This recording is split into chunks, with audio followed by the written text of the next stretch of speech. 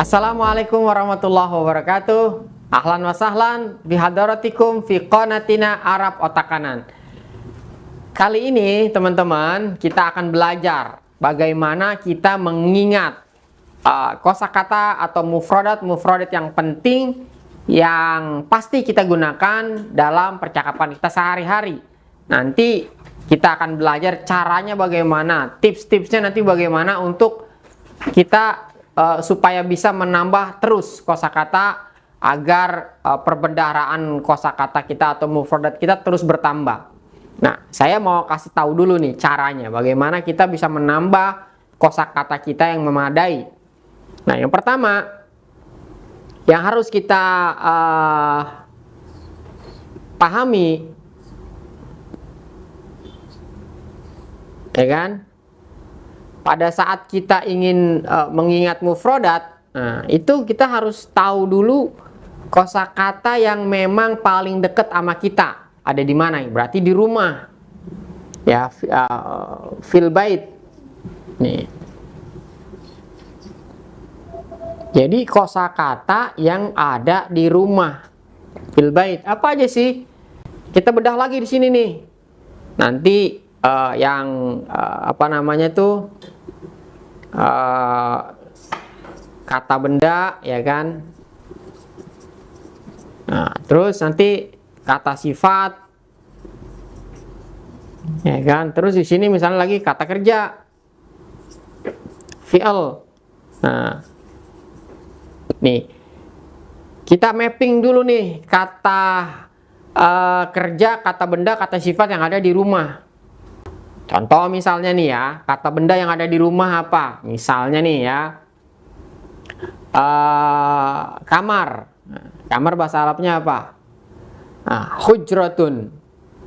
Nah, kamar ada dua ya, ada hujratun, ada gurfatun. Ya, kita pakai gurfatun dulu ya, gurfatun. Gurfatun. Nah, kemudian kata sifat yang berhubungan dengan rumah, dengan kamar apa sih? Misalnya besar, ya kan?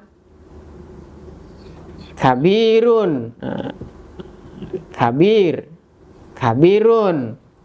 Kemudian kata kerja yang berhubungan dengan kamar apa sih? Misalnya tidur. Nama, yanamu. Misalnya yanamu. Yanamu. Nah, tidur. Nah, berarti sekarang ketika kita sudah tahu kata kerjanya, kata bendanya, kata sifatnya, coba teman-teman rangkai menjadi kalimat. Gimana kira-kira? Nah, ini cara yang simple nih. Jadi ketika kita mau menambah kosakata, kita mapping dulu. Pertama tadi di rumah. Di rumah nanti ada di mana? Ada di kamar. Kamar itu nanti kita mapping lagi kata kerja, kata benda, kata sifat.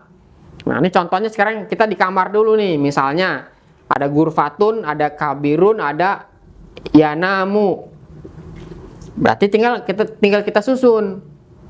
Ini kan nama yanamu, tidur ya. Nah, sekarang kita susun kalimatnya sesuai dengan pola yang udah kita pelajarin sebelumnya. Pertama kata kerja ya, atau fi'lul madhi atau fi'lul mudhari. Kita pakai fi'lul mudhari dulu deh ya. Misalnya saya tidur di kamar besar, ya kan? Berarti apa? Langsung aja ya, nggak usah pakai ana lagi ya, karena teman-teman udah belajar. Anamu, anamu fil gurfati, fil gurfati,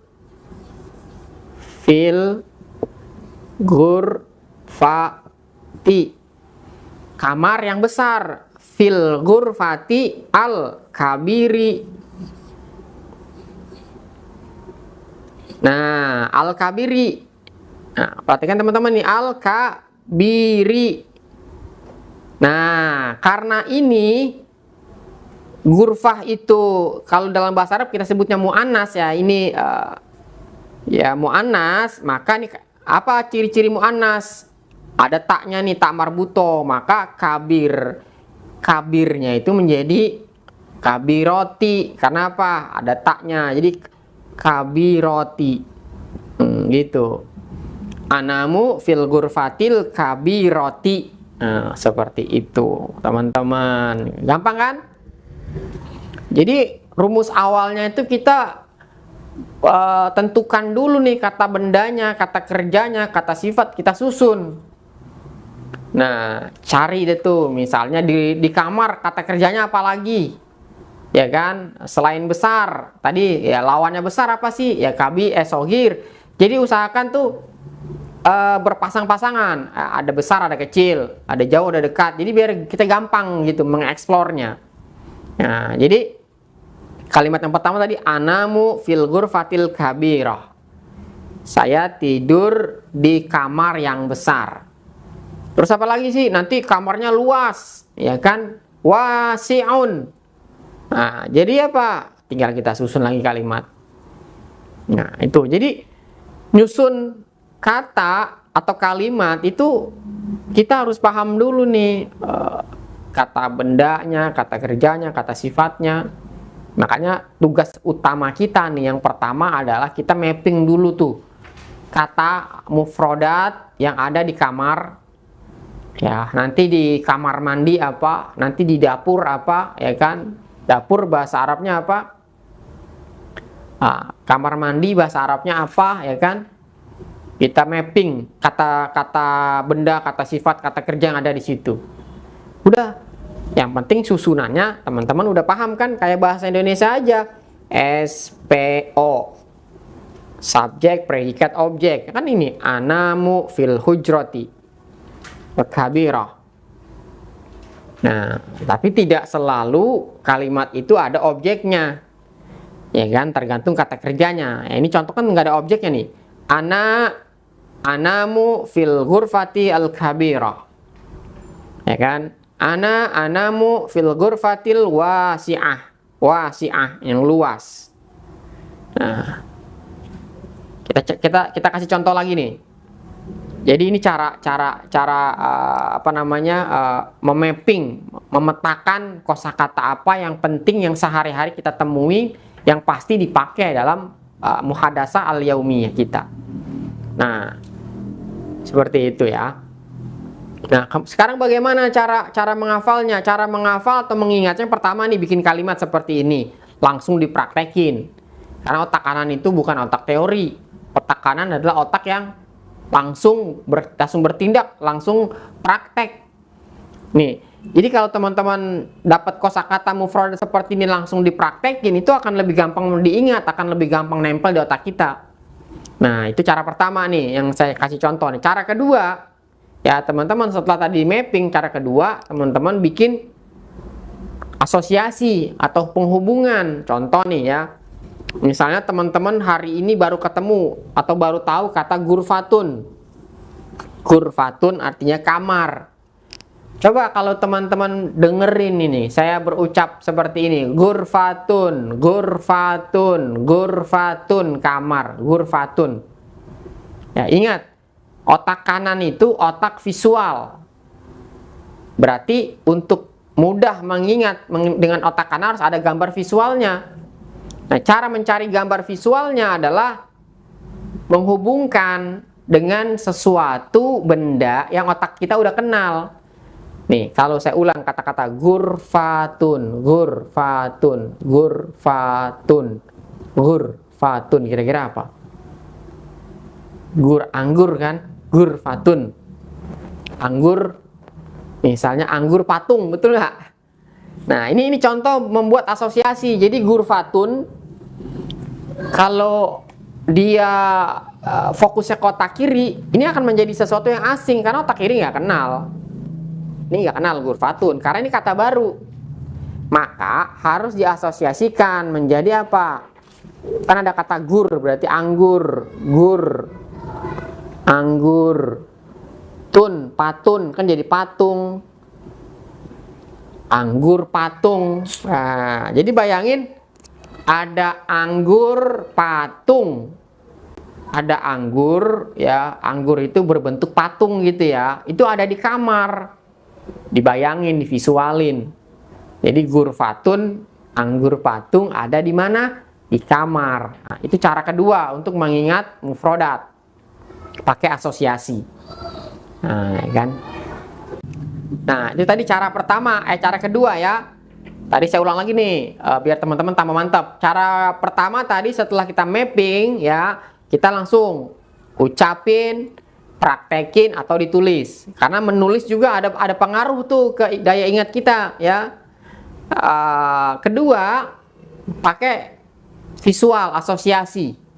Seperti tadi, ghurfatun. Berarti ghurfatun nih kira-kira kalau jadi gambar nih apa nih kira-kira nih otak kita udah kenal. Ghurfatun, oh berarti anggur patung. Oh, berarti ada anggur patung ya. Anggur patung nih ya, itu ada di kamar. Bayangin, ketika dibayangin muncul di otak kita nih, itu insya Allah akan menjadi memori jangka panjang. Contoh lagi nih, biar teman-teman paham ya. Contoh lagi nih, misalnya nih, bilatun. Nah, tadi kan udah saya kasih tuh di video sebelumnya. Bilatun artinya lantai. Nah, ini kalau teman-teman baru dengar kata ini berarti asing buat otak kiri. Maka ketika dia dengar, dia akan gampang lupa. Kenapa? Karena tidak ada lem yang kuat di situ.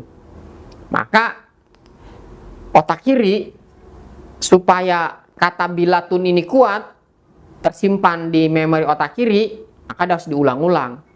Repetition, bilatun, tapi kan terbatas ya kalau kita ulang-ulang.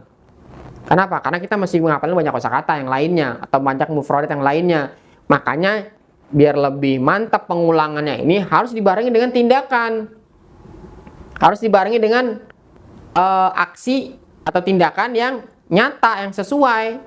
Bilatun artinya lantai. Udah langsung aja bikin kalimat atau menyatakan sesuatu tindakan yang sedang kita lakukan yang berkaitan dengan kosakata ini yang kita mau ingat nih. Contoh ya, ana akumu alal bilati, ana ajlisu alal bilati. Nah itu kalau kita ucapin langsung dengan mufradat ini itu akan lebih gampang.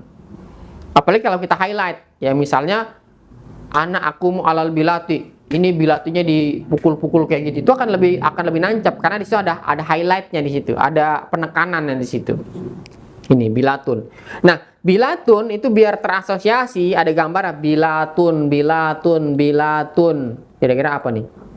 Ya, bisa belatung. Teman-teman tahu nggak belatung? Apa tuh? Belatung. Nah, berarti bayangin ada belatung di atas lantai, ada belatung di lantai, atau belati. Nah, belati, ada pisau belati di lantai. Ini adalah pengasosiasian. Nah, ada belati di mana? Ada belatung di mana? Bilatun, lantai. Berarti bilatun artinya adalah lantai. Nah, udah seperti itu. Itu cara yang kedua. Nah, cara yang ketiga, teman-teman, yang mesti dipahamin adalah itu diulang-ulang. Nah, tadi kita udah jelaskan bagaimana mengingat mufradat dengan mudah dengan 3 cara. Yang pertama tadi dengan cara diulang, langsung dipraktekin dalam bentuk nyata ya. Yang ketiga ya, tadi yang kedua dengan asosiasi visual, imajinasi pakai otak kanan ya, dengan pakai plesetan atau seperti itulah istilahnya. Nah, yang ketiga itu dengan cara ditulis, teman-teman.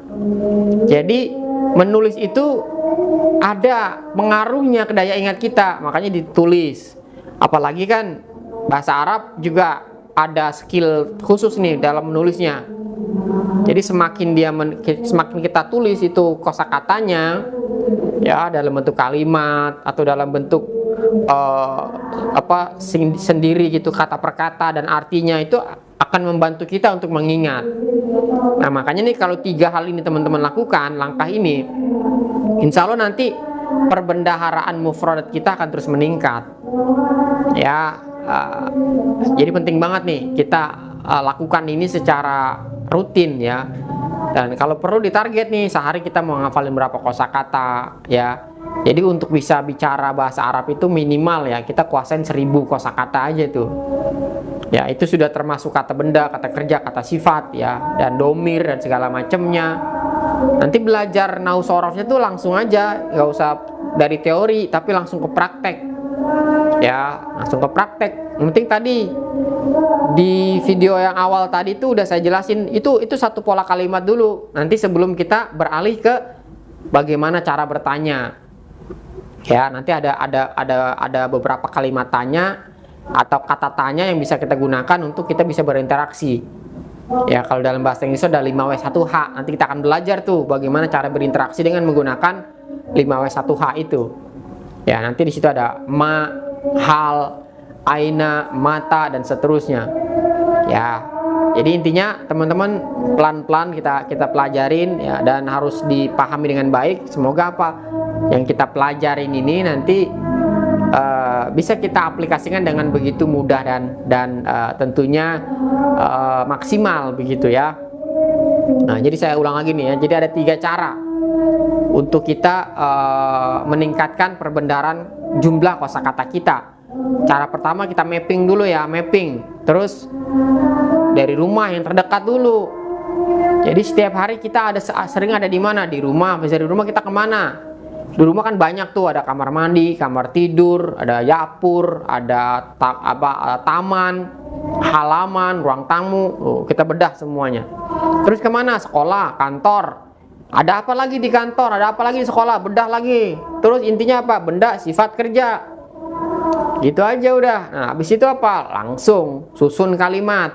SPO, minimal ada subjek, ada predikat, ada objek.